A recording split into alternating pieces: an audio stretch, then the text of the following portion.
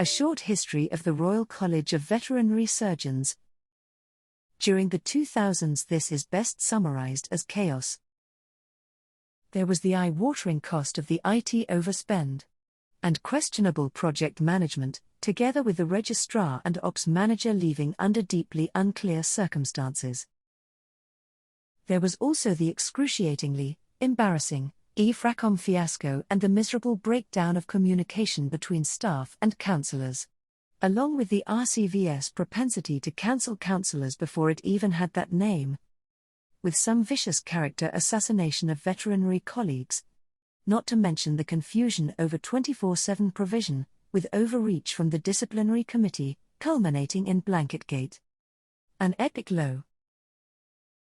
All these and more led to the accurate characterization of RCVS as chaotic and incoherent at this time. Meanwhile, the profession just got on with things. They dealt with a national emergency, FMD, sorted out the role of out-of-hours providers, and continued the progressive enhancement of the provision of veterinary services, which led to the profession's outstanding public reputation. Then in 2012, RCVS appointed a new CEO, Nick Stace, and reorganized itself, particularly to improve financial oversight. Nick took the demoralized and disorganized staff at RCVS and gave them some confidence. He showed some sorely missing leadership. He also took with him two key individuals from the old regime, the future CEO Elizabeth Lizzie Lockett and the future Registrar Eleanor Ferguson. 2 years into his tenure, Nick developed the 2014 to 2016 strategic plan, which at that stage still held the two pillars of the profession, excellence in veterinary science and animal welfare, as mutual aspirations for the RCVS. This plan wasn't all it could have been, because Nick also articulated the RCVS aimed to become a first-rate regulator, but failed to identify what this actually was, and how anyone would know when or if it had been achieved. He also invented Vet Futures as a community, then a forum, then a brand, then a framework, then as something which conveyed part truths, to the detriment of some.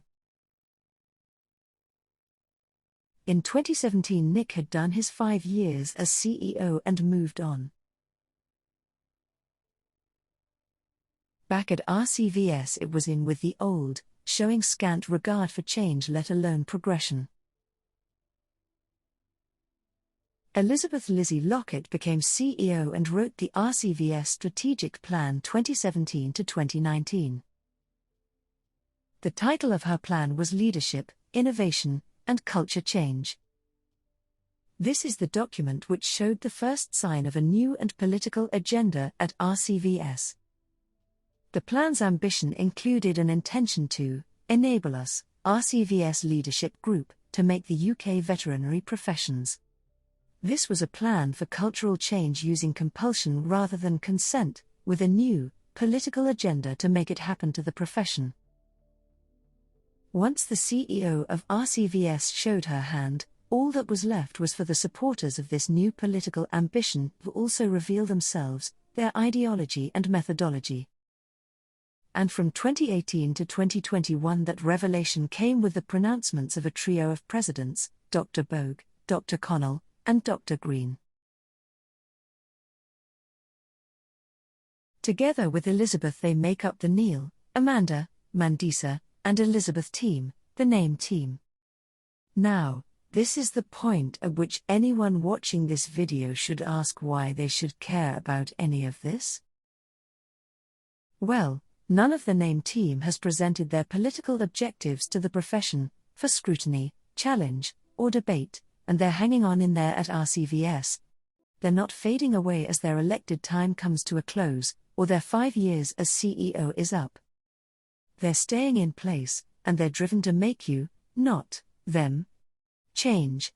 Furthermore, their ideology is divisive and is shaming differences in our profession, not praising and supporting our successes, and that, in a nutshell, is why we should care. If you wish to know more, please follow this series of short explainer videos and don't forget to comment. See you next time.